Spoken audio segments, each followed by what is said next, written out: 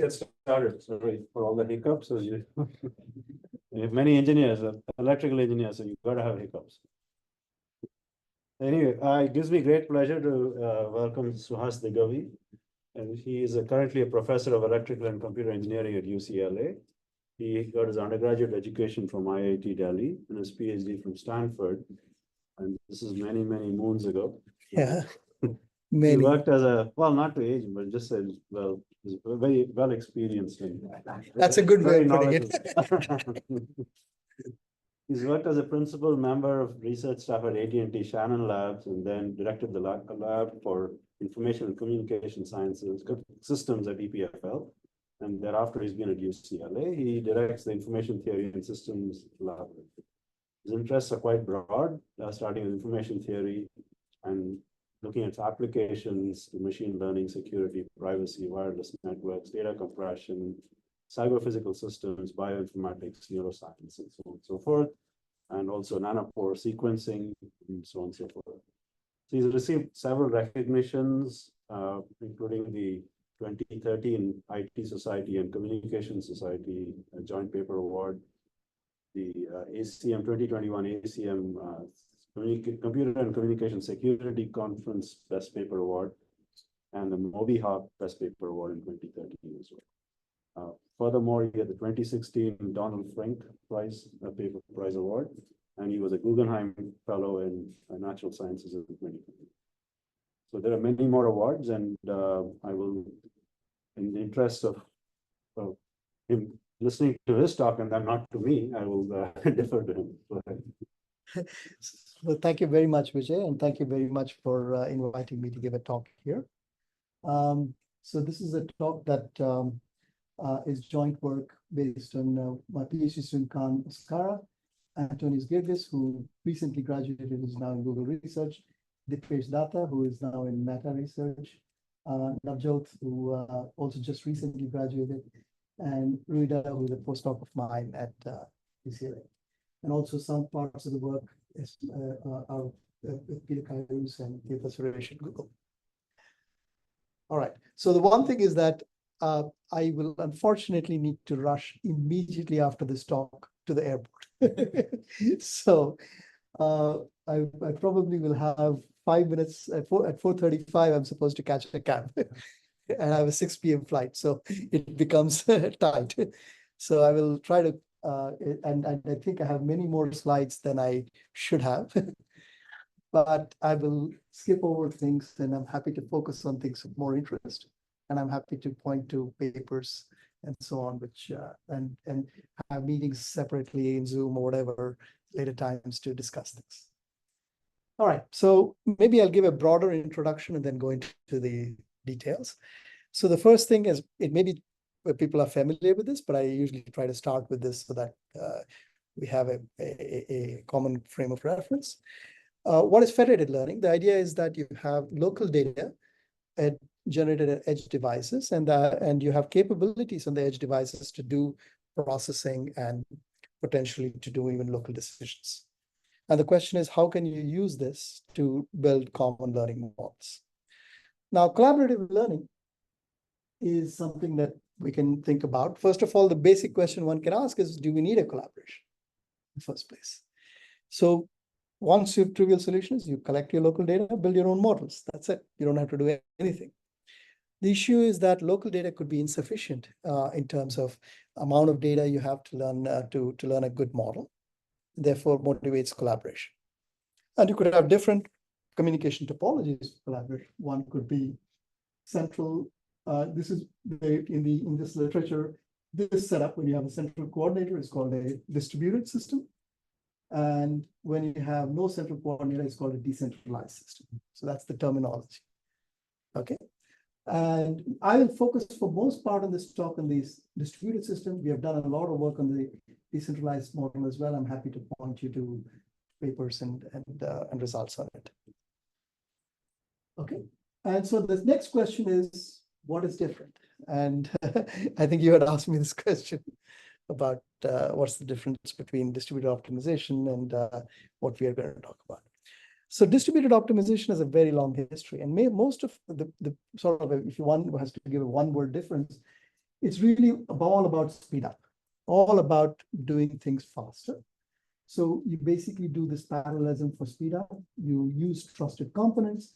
Data ownership is not an issue because you actually put the data in different locations to do distributed optimization. Here in federated learning, the idea is that the model, the data is local. So an example I've given many times is in my conversations today.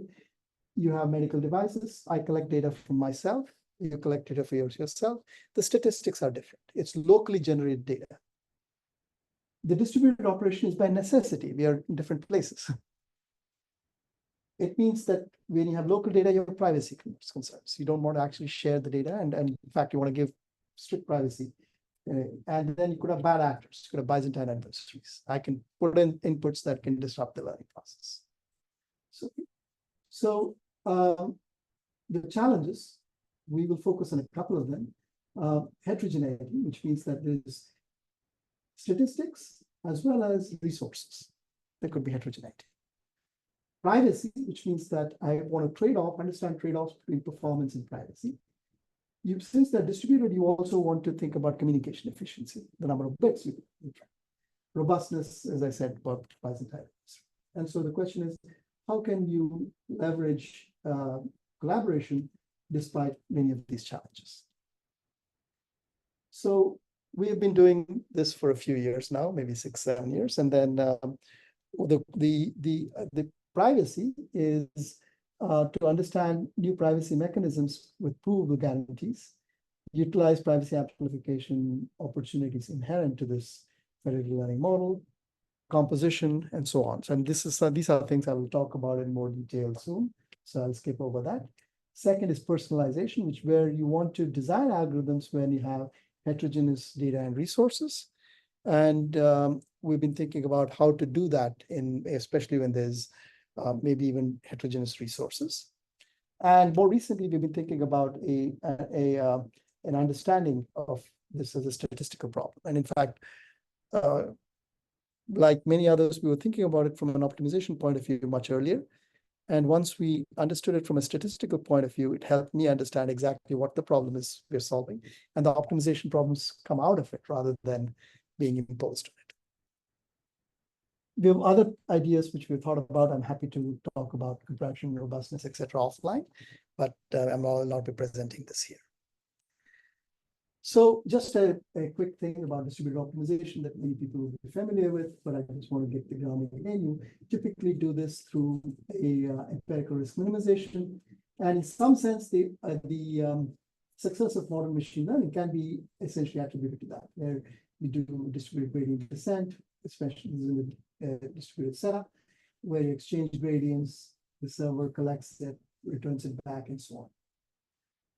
The challenges is really that you want to think about the following, where you want to have privacy. You have privacy, which means that even through multiple interactions. So in distributed optimization, or in optimization in general, the more iterations you take, the better solution you get. But the more iterations you take in privacy, the more leakage you have. So there's an inherent trade-off. Right? So you don't want to interact too much, but not too little either. So it's sort of, where is that trade-off? So you also need, therefore, very tight composition bounds for privacy. Heterogeneity, as I said, you don't want to have one model for everybody. You want to have individualized models. That's personalization. How do you create this in this framework is essentially the challenge. So let's start off with privacy. So this talk will be in 2 parts. There's a connection between the two. I will not emphasize that connection as much because you can actually take the privacy part, put it together with the personalization, and we have done that. But I will not emphasize that very much. So let's start off with privacy. So in privacy, what you want to ask for is you typically want to ask about privacy for local data. You may not trust the aggregator. So the adversarial model is that you want to essentially interact, but you don't even trust the aggregator to keep your data private. And you want to understand how to give these guarantees. Now, you want to give typically information theoretic guarantees in the sense that you don't want to make assumptions, computational assumptions on the adversary. The second, which is important, is privacy despite arbitrary side information. So when I teach my classes, I give this example, maybe dated for many graduate students, but hopefully many faculty would know this Netflix prize, which was in the early 2000s, mid 2000s, where Netflix released all its data to have people think about improving their recommendation system. And if you improved it by 10%, there was $1 million prize. Coincidentally, it was won by some colleagues of mine at AT&T. And so they won that prize through very interesting ensemble learning methods. But there were some people who took the same set of data and did something else, de-anonymized. Because they just set out anonymized data. They didn't do anything more. By using side information, they de-anonymized. And so essentially just anonymization does not give you privacy. So you don't want to, you want to be protected against arbitrary side information because you don't know what the adversary knows. So that's an interesting aspect. So there's a notion of central differential privacy, which was done by Cynthia Dwork and others. There were variants of it before, but it mostly attributed to this work in 2006. Here you have a trusted curator. Oops. Yeah, you have a trusted curator, and it holds the data and it's interacting with the adversary. And the idea is that given the output, the adversary cannot distinguish between perhaps two situations, D and D prime. And it's a statistical guarantee. So that's why it's information theoretic. Now, this is very useful, but it's not really appropriate for the distributed setup because I don't even have a trusted curator. So in the distributed, so the central differential privacy, so actually one way to think about all of this is really through hypothesis testing. So if you think about it, what the adversary is trying to do is distinguish between two hypotheses, D and D prime. It sees the output M of D, a mechanism output M D prime, and if your likelihood ratio is close to 1, it means that you cannot really distinguish. You have very high privacy. Delta is sort of an outage. So that's how we can interpret differential privacy from a hypothesis testing point of view. Okay. So think of it like this: epsilon close to 0 is high privacy. Epsilon going off to infinity is almost no privacy. Okay. All right. Now, the local differential privacy actually has a very, very long history. In fact, it goes back to the 1960s. So Warner in the 1960s was doing surveys of trying to figure out how many people smoke. So think about the following problem. I want to ask every one of you who smokes and who doesn't. And you don't want to really reveal whether you smoke or not. So what you do is give a randomized answer. With, say, for example, in the binary case, you give half plus epsilon, probability of the truth, half minus epsilon, probability of lying. So you have a privacy inherent from there. I don't know what you're doing. But over a statistical average, I can figure out the percentages. Right? That's exactly what happens here. So the idea is that you get an approximate count with this. Again, the same thing. Given the output, I cannot distinguish between these two possibilities. Right? So, and you can define local differential privacy in exactly the same way as before. It's a hypothesis testing, and then we usually use 0 for in this talk and papers to distinguish between central and local differential privacy. There are many other notions of differential privacy, user level privacy, etc. We've done work on this, but I'll focus on this. Okay. So now, what is the difference between the two? It's basically that if you look at trust level, you trust a lot the curator in central DP. You trust nobody in local DP. So in terms of trust, you want to be here. In terms of error, because you don't trust anybody, the amount of randomization you need to do is much, much larger for local. The amount of randomization you need to do for central is much less. So you'd rather be here, right? So in a sense, local differential privacy has been around for a long time, but nobody implements it because the amount of randomization you need to do is so much, performance suffers so much. There's a nice idea, but nobody uses it. So the question is, can you do both? And is there a bridge?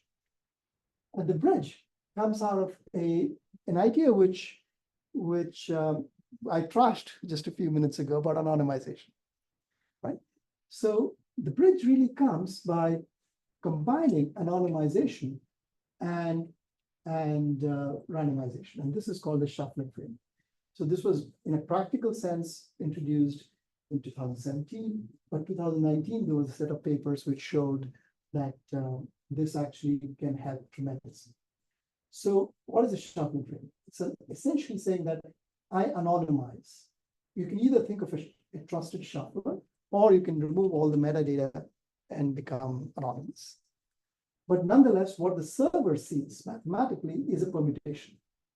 It doesn't know who sent what. Now, if you, as we said in the Netflix price thing, just doing anonymization does not give you privacy. In fact, if you have side information, it gives you zero privacy. Okay. However, the amount of randomization you need using, so what you do is you anonymize slightly and then go through the shuffle, and you can actually attain performance for the same privacy close to the central. And that was the breakthrough.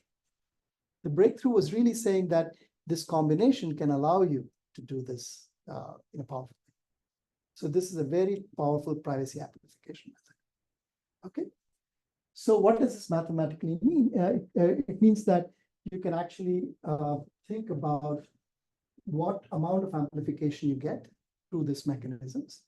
And it's also related to other privacy amplification methods. There are other privacy amplification methods, which was known before as well, which is sampling. So there's a very natural sampling that occurs in optimization, which is, if you look at SGD, you're taking a set of data, you're sampling a piece and operating on that. So which means that you're giving no information about the things that you did not sample, right? So as a consequence, that is a very powerful privacy amplification method. In federated learning, there is a similar form, which is that clients get sampled. So for example, in Google's implementation, they have tens of hundred million clients, 1,000 clients are operating at an iteration, right? So which means that you don't know anything about the rest of the clients. That basically is another privacy application. So sampling is another powerful privacy application. So the questions we ask is, can privacy amplification through these mechanisms enable the right privacy performance trade-off? How does compression affect these trade-offs? And can we, and since we are going to interact multiple times, can we actually do this compositions? So we had work from a few years ago, which was basically understanding this in the context of federated learning. Perhaps one of the first papers on this topic, where we designed a mechanism which combined shuffling, sampling, both data sampling as well as climate sampling, and analyzed what is behavior. Okay. So in particular, the questions we asked was, how do they compose? In other words, the combined effect of sampling and shuffling, how does that compose? The challenge is actually, there were technical challenges in saying that if you just think about data and client sampling, it effectively gives non-uniform sampling. And almost all the analysis that people had done was really for uniform sampling. So that was one thing that we had to overcome. You have to also think about, how does sampling and shuffling, how do they compose? Okay. And the next question is, when you have multiple interactions, how do compositional bounds of privacy compose? And here actually, there's an interesting bridge through Renyi differential. It's called Renyi differential privacy. It's really through Renyi differentials or moment generating functions. Okay, so to do the shuffling. What is that?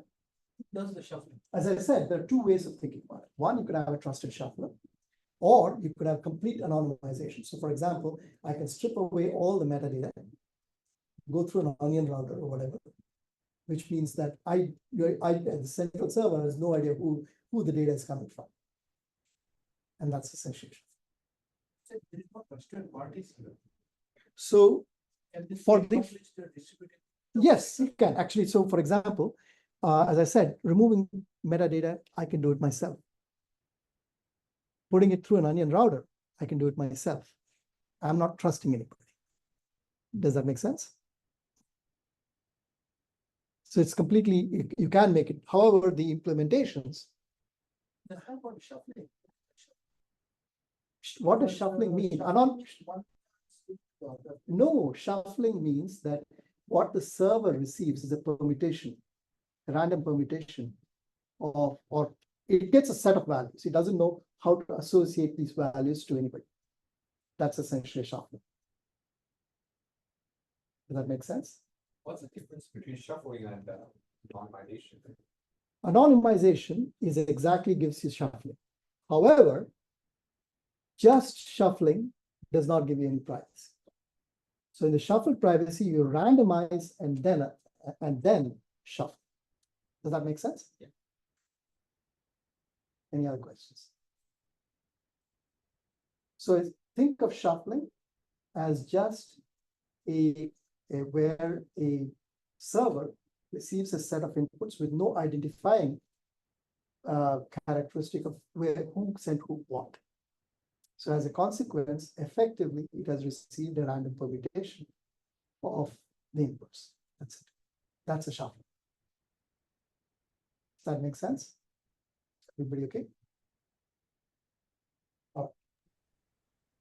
So what we can show, and I'm not in most of this talk, I'm just going to present results, proofs. I'm happy to go offline and explain.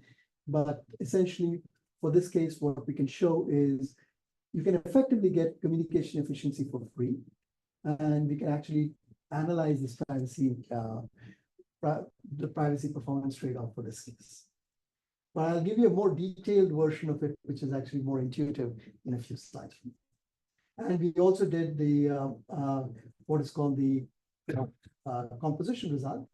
So composition comes through essentially counting a moment accounting or from a moment generating function, which comes from calculating what the Renyi divergence between the mechanism for D and D prime, the outputs, the hypothesis being D and D prime. And the composition essentially says that if you have a parameter lambda for the Renyi divergence, if you look at two mechanisms, lambda epsilon 1 and lambda epsilon 2, the combination of them is essentially going to have a RDP of lambda epsilon 1 plus epsilon 2. So then the question really becomes, how do you apply this to the shuffle bot? Well, that's essentially what we solved in so that the bottom line result is that we can actually give a closed form solution for the RDP bound. There's actually an interesting technique that we have to do, and again, I'm going to skip over that, but I'm happy to explain that. It really the crux of the idea was really in taking a special pair of data sets which have all the same elements except one, for which we can explicitly get down the Renyi divergence down, and taking the general case and doing a reduction to that case through properties of Renyi divergence like convexities. Okay, and through a mixture. Anyway, I'm happy to explain that offline. We can compare. And now so basically, one can ask why bother with all these things? In privacy, so I told you earlier that for the earlier case, even with very simple composition bounds, we can prove order optimality. Order optimality is not good enough for privacy. Constants matter. In fact, one of the principles you can think of is in privacy, constants are extremely important. The reason is that, for example, through this more sophisticated analysis, we can get, for example, a factor of 8 improvement over the previous results. What does factor of 8 mean? It means that you can actually reduce the amount of randomization by that factor, so improve performance. or give a higher privacy guarantee for the same randomization. And the constants matter. Okay. And you can compose this with sampling. For example, we did this as well in a paper from where we showed that when you combine with sampling and this compositional bounds, you get roughly a factor of 11 with the previous results, and again, that makes a difference. Okay. Again, I'm happy to explain more in detail if you're interested, but that's sort of the bottom line of science. Okay. Now, what I want to go through is a very simple way of explaining all of this. And this was something that we did more recently, which sort of brings together this in a more natural way. And that's why I'll go through this mechanism in more detail. So we will,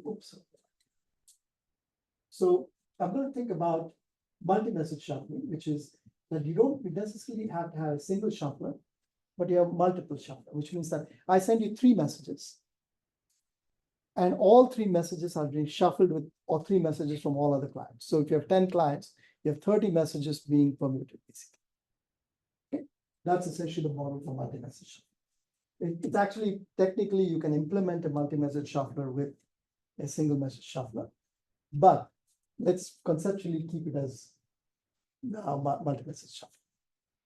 Okay, so the question, one natural question that people had asked is, can one achieve better performance? Things that cannot be achieved in single message shuffling with multi-message shuffling. And people had answered this question affirmatively in some special cases. What our goal was to not only answer that question, but answer it the complete trade-off, privacy, communication, and performance. So I'll give you a very simple and almost undergraduate level, hopefully, explanation of the mechanism, which makes this clear. So let's take a scalar value, right, between 0 and 1. You shift that out to a -1 and 1 and shift it out to 0, 1, say, and then you do a binary expansion. You do a binary expansion only up to m bits, so that gives you the approximation, which means that you're communication efficient in some sense. And then you add a last bit, which makes it unbiased. Okay. So you're taking the scalar value and represent it with m bits, an unbiased representation. Okay. Now, what do? You take the output. There's a small transformation that takes the output to not just 0 and 1, but to values which are not 0 and 1, but still binary. And what you can do is you can essentially think about doing the binary randomized response that I told you, which is you perturb each bit. You flip the bit with a certain probability. You keep it the same with a certain probability. Just like in the smoking, non-smoking case. Now, the only thing is that you could have different probabilities for different bits. So naturally, what you want to ask is, I have a total budget of privacy, which means that this is the sum of all the randomizations that I have. But how do I allocate this in different bits? And the idea becomes actually intuitive. So if you randomize the MSB, it affects the performance more than the LSBs. So naturally, you want to randomize the MSBs less. So in other words, give it less privacy. And you can randomize the LSBs more to give it more privacy, so that the overall budget is still maintained. We call it privacy warfare. Okay, for those who know information theory, it's sort of naturally. So essentially, it turns out that the privacy allocation that we use is essentially exponential in the levels, because essentially the performance depends exponentially on it. That's the reason why. And essentially, with this mechanism, you can actually prove a very simple result, which shows that you can, what is the performance privacy trade-off? In fact, our mechanism is, this scalar case was studied before. And our mechanism, one, gives a much simpler way of interpreting this. They've done it in a much more complicated way. And it actually achieves points that those mechanisms do not, and does it deterministically rather than stochastic. Okay. So this is just a very simple scalar case. How do you extend this? So let's say now we start for vectors. How do you do this? For vectors, what you do is you have a vector and you do what is called coordinate sampling. So what you do is, suppose you have a lot of bits. That means you can essentially describe all components of the vector. Or you have very few bits, which means that you can only describe one component. These are two extreme cases. The middle case is that you divide the vector into pieces. You divide it into S pieces, and you choose randomly one component from each of these pieces. Okay. And so every client does the same coordinates. So that essentially works out like this. So you have essentially S bits or S coordinates chosen in the vector out of D. Okay. Now, for the binary case, now you compose the two things I just told you. You do this coordinate sampling plus the binary randomized response I mentioned, and put that together. And therefore, every client sends, in the binary case, S messages, in the case with M bits, S times M messages. And again, you do the privacy water filling for each component, and then you do the coordinate sampling.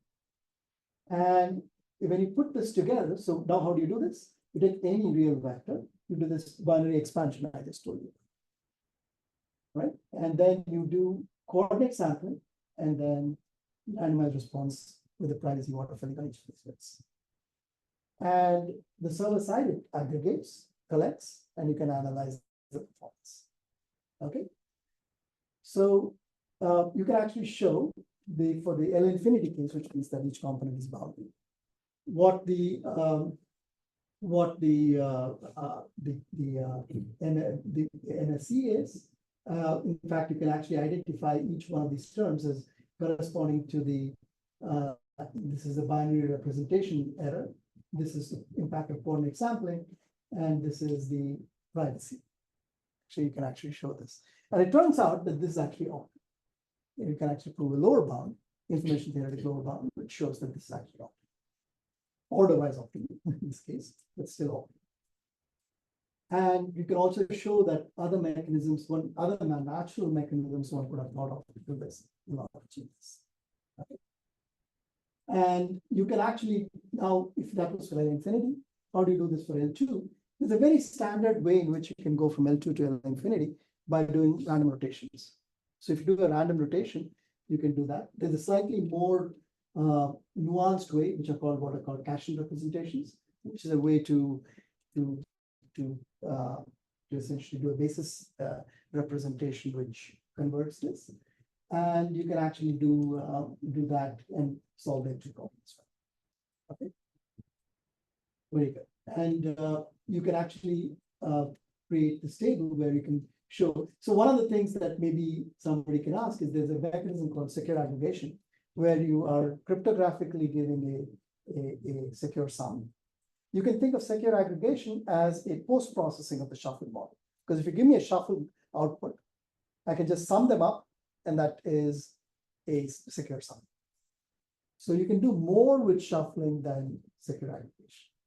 However, in this particular case, you can actually show that with this mechanisms, we can actually do better in some regimes than in secure aggregation.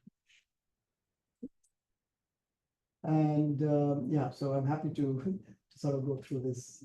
And you can also think of this as a new mechanism for local differential privacy and so on. I will skip that. And you can do numerics to verify some of these ideas as well. And you can now put it into the optimization framework. So now you can see what the effect of all of this is in optimization. You can prove privacy, convergence rate trade-offs, etc. And you can show that this actually matches the information theoretically optimal convergence rates for order-wise. All right, so for the privacy, the storyline is the following. You can actually characterize the complete privacy communication performance trade-off, the multi-message shuffling. We can see how much communication efficiency you get for free, compositional bounds through Renyi DP, etc. There are many, many open questions, which is some of which are part of ongoing work, some I'm happy to think about with others as well. Okay, so this is the part about heterogeneity, which is related, but I'm going to sort of switch gears a little bit. And I have about 20 minutes, so hopefully I'll be able to say at least the brief ideas of this. So as I mentioned, another characteristic of federated learning is that you have data heterogeneity. And as I said, you want to build individual models. And you do not have enough local data, so you need to collaborate. So what are the criteria to build this model? So the basic question is, how can you collaboratively build these models? There have been many flavors of optimization methods for this case, including us. We've also done written papers about this area. And all of them start with an optimization problem and then ask how to solve. But as information theorists as well as statistics, we ask, why are you solving this optimization? Why not something else? So is there a statistical framework that sort of unifies these factors? That could also perhaps suggest new algorithms. Also, once you have a statistical framework, you can get information theoretic bounds, etc. And we've also done work in combining individual learning with privacy and communication constraints. It's there in our papers, but I will not focus on that. This is a natural combination of what I talked about before. Okay, so the statistical framework is really related to a very classical framework, which was, Brad Efron in one of his papers essentially talks about it like that happened in the 1950s and 60s. Pearson with there is a set of very classical methods starting from Stein and Robbins, etc. And essentially, the basic idea is the following. You can think of an unknown population distribution, which should be parametric or non-parametric. The individual samples are sampled from this population distribution independently. There are no dependence. And each of them generate data from that individual parameter, and therefore immediately have data heterogeneity. And there's a lot of this, as can be imagined, there is a vast literature on this for parameter distribution. So, okay. So let's try to make it more concrete. So first, let's start with I'll explain these. People are not familiar with this, I'll talk about it. Let's say there's an unknown distribution, mu I, and the population distribution is Gaussian with sigma squared variance. An unknown mu I that each of the individual data points sample from. And my goal is to estimate my own mean. And I have only one sample. Just for simplicity. What can I do? How will I estimate the mean? It's my sample, right? That's it. I don't have anything more. However, if I had the knowledge that the parameters have been born out of this population distribution, I can use a Bayes estimate, which can be provably better than my individual sample estimate, right? However, I don't know the population distribution, right? So how do I solve this problem? The genius method of James and Stein was use a plug-in estimate. What do? You take all your data, compute the variance, plug it in, and that gives you what is called a shrinkage estimate. So if you plug that in, you move everybody towards the mean. That's why it's called a shrinkage estimate. And the surprise result is essentially that you can actually do better. In fact, there's a very nice subtlety. You need at least 3 samples from 3 clients for it to get uniformly better. But that's a separate story. Okay. All right. So what's different in federated learning? Of course, there's distributed usage. You cannot have all the data together. There's information constraints, privacy or communication constraints. There's multiple interactions, not just one.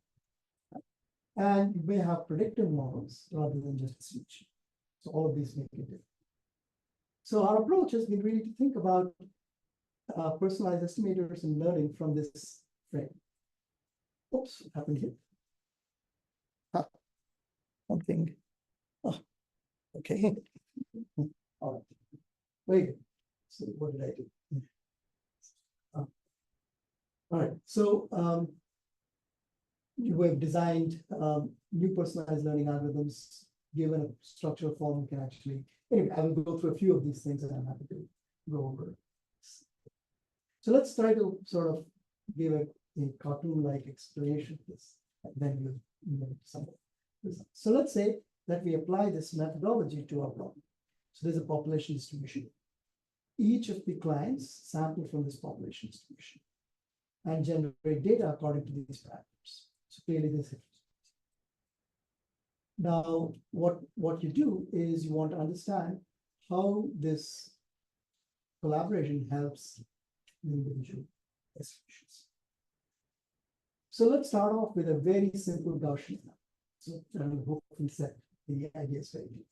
Let's say that you have a population distribution which has an unknown mean. For the moment, let's even start with a known variance. Okay. And we can immediately do unknown variance, but I'll explain. Okay. So the local data is now generated according to theta I, which is sampled from this distribution, and with its own variance. Now, what you can show using this methodology is that what the global one does is estimate the mean. So the same philosophy as we explained before. I can take my local samples, average it out, that gives me a mu hat. That's exactly this. That's estimating my population. And you can show, again, through a fairly simple calculation that my local estimate is a combination of my local mean and the global mean. This parameter A depends on the global variance. The more the global variance, the more you rely on your own local data. You learn less from each other. So if sigma squared is extremely large, then A becomes close to 1, and essentially you get just your local data. If sigma squared is very small, you collaborate, you learn from each other much more. And that's exactly reflected. Of course, sigma squared is not known. That's a different challenge. We'll talk about it in a minute. Okay, so that enables you to think about this problem as a combination of my local and global. All right. Now, you can do this in a distributed way as it's very natural. What do I need to exchange? I need to only exchange my local mean. That's all I need to send to the aggregator. So that gives me a clear way of actually saying what should be the communication between me and the client server, and that's what back. And this parameter A that I talked about, it captures the balance between local and global. How should I balance the two things up? Okay. And you can essentially, if you want to prioritize, very simple, you take, instead of sending you my local mean, I'll give you a perturbed local mean. Or if you want to compress, I'll send you the compressed version of my local mean rather than that. So now immediately you can apply all these things and you can analyze them. Okay. So you can, for example, show with information constraints what these mechanisms give, both with privacy and with other. You can apply this not just for Gaussian distributions, you can apply now. Once you have this framework, your population distribution that you use is your choice. For example, we did this with Bernoulli models. We actually applied this for election results as well, data and so on. If you have a set of counties you want to figure out which is anyway, Bernoulli case is also very interesting. So it's a Bernoulli population distribution. You can do essentially again the same idea where you want to, it's like coin tosses. Each of my coin biases are drawn from the population. My coin bias is different from yours. I want to estimate my bias with very few coin tosses, right? And exactly the same methods. And so that's, and you can do this with the privacy, etc. Again, the same kind of ideas. I will again let this slide and hopefully for people who have interest, I can explain.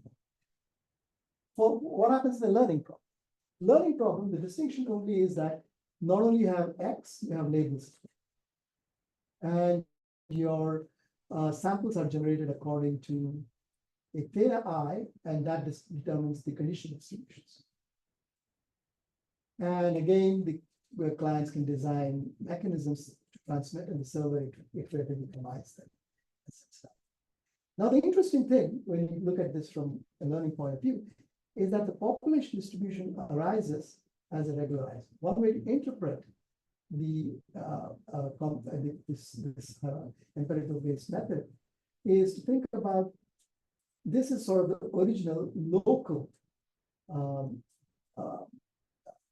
loss function, and the population distribution comes out like a regularizer. And I will explain this again in a very specific Gaussian context soon, which will make it clear. And so now you can essentially use this for many things. We have done this for Gaussian mixture models. We've done this for other kind of models as well, where effectively what changes is the regularizer. It also explains all the optimization methods people have done. People have done different methods. They're really related to effectively different regularizers. And that effectively at the end really relates to different effective implicit assumptions on the population distribution. Okay. All right. So you can also apply this when you have different model sizes. So for example, if I'm running a very small model and you're running a much larger model, how do I collaborate? So clearly I cannot compare models, regularize the models directly.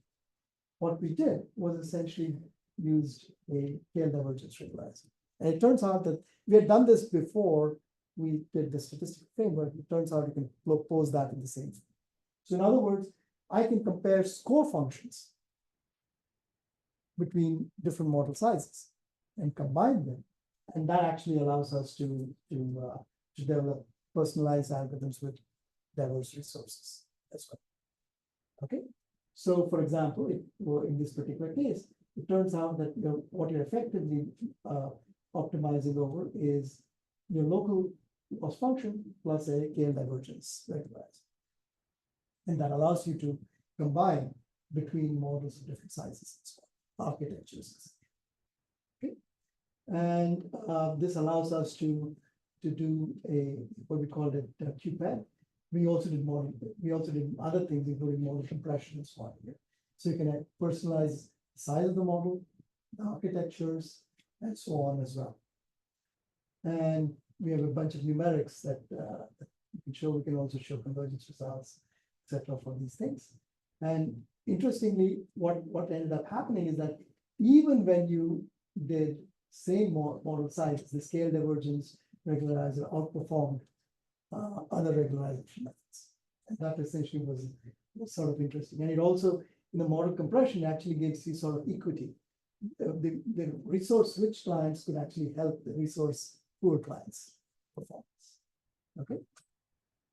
And now, if you step back and think about what this was really doing, turns out that the population model that we were optimizing in that case was essentially a scale divergence, e to the minus scale divergence population model with a normalizing constant C.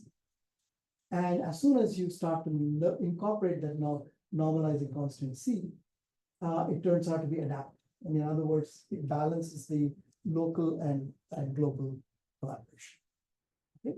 And so this essentially enabled us to also do the adaptation between the amount of local and global, and also prove convergence results and so on. And I'm going to skip over this a little bit more quickly, but the bottom line is that this mechanism allowed us to do collaboration between different model sizes, different resources, and adapt between the amount of local and global collaboration. We extended this idea more recently to unsupervised learning. So what is the unsupervised learning? We don't have labels, essentially. That's basically all that it is. So the question is, how do you create the loss function? How do you do this in a general form? And then we, of course, also have theory. So coming back to our simple example of the of what we had done for the supervised case, the unsupervised case is actually very simple. What you do is, I'm going to do this mostly for the Gaussian case so that it's easy to understand, but the same kind of ideas can be applied for other population models. So you have local data, again, generated an ID according to this population distribution. And if you write down the criteria, you get this, as I said, as the population distribution comes out like a regularized. Now, if you don't know the variance, right? If you don't know the variance, here is where the interesting thing happens for adaptation. And remember, I told you that when you are getting the local estimates, you shrink, you go towards the mean. If you don't know the variance, and then you calculate the variance based on that, what happens? Your variance shrinks as well. Now you use that shrunk variance, it gives you a larger coefficient on your regularizing, right? So you sort of encourage shrinkage more, right? And so you collapse. And so the idea that we had was essentially to stabilize this with an improper prior on the variance.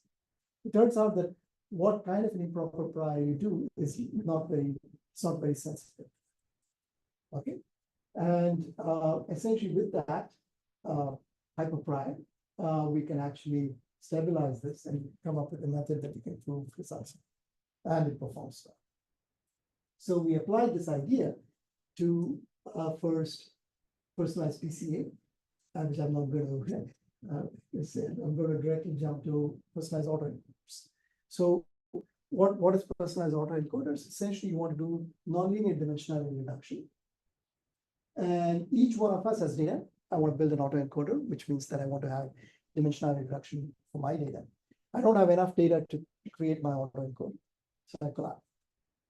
And using this hierarchical based framework, we can relate the data from the different clients.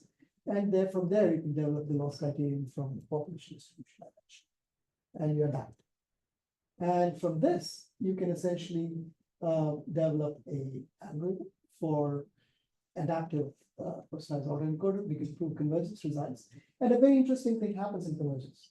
What happens is that, in fact, if the effective variance, if the clients are very dissimilar, you actually converge faster.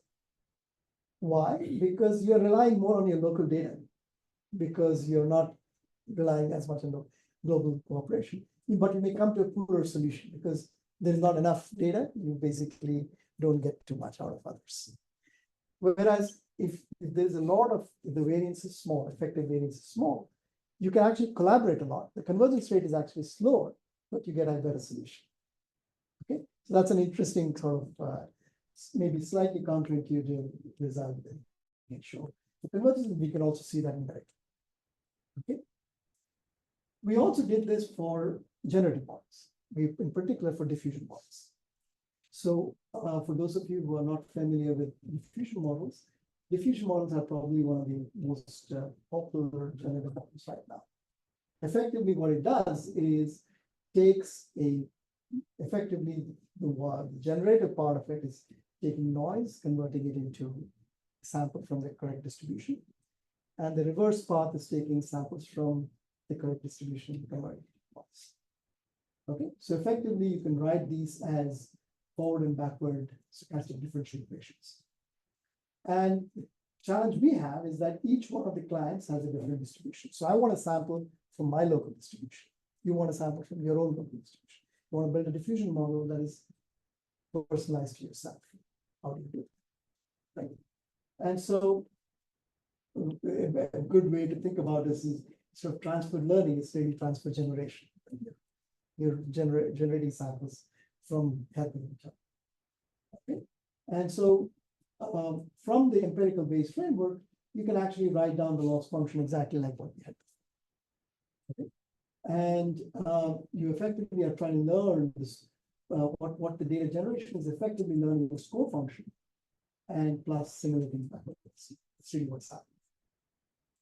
And therefore, you can now write down the loss function. Once you have written down the loss function, it's an optimization problem. You can solve that optimization problem, alternating minimization, and get the generative models, the local generative models. we can essentially develop this, and this is the algorithm, the natural algorithm that comes out of this. You can actually, once you have this framework, you can actually ask the theory question, say, how does the collaboration happen? Right? And it turns out that you can prove for Gaussian diffusion models that you can actually, with the right setting of my hyperprior that I talked about, that you can show you always get collaborative improvements in performance in the generative process. And you can actually do numerics in this, like you have to in these communities. So you can show, for example, for the autoencoders, you can show what the our method gives versus the baseline of the federated averaging and fine-tuning versus just local. And you can show gains for all of these, for overall these. Here, you can essentially show what is, in generative models, there is a standard form for performance criteria. It's called kernel exception disease. And you can, well, the interesting thing is that it allows you to not only get better quality, you can also get improvement in worst case behavior as well. Empirically, not proved, but empirically. So this is the last slide, and let's talk about this. So what I hopefully tried, I know I went fast on many things. I didn't give you much details. I'm happy to either point you to the papers or have individual discussions. But I wanted to give you a flavor of the things we've been trying to do. In terms of the personalized learning, you can essentially think about a statistical framework which captures this idea, really tells you what problem they're solving. From that, you can essentially explain many methods that people have done, plus come up with as many methods as you want, right? And you can combine this with privacy. We've done this with user level privacy and combine it fairly naturally. We've also have, you can actually, now once you have this, you can actually develop information theory on maps. Saying how many samples do you need in order to do this? And you can actually give results of this. And there are many other ongoing things that we are thinking about in this. I'll stop here. Maybe take one or two questions. Yeah. Sorry, we started at 5. It's It's just 1:30. Oh, sorry. Yeah, You got a class here? Okay. Oh, wow. This is right. I'm glad I finished on time.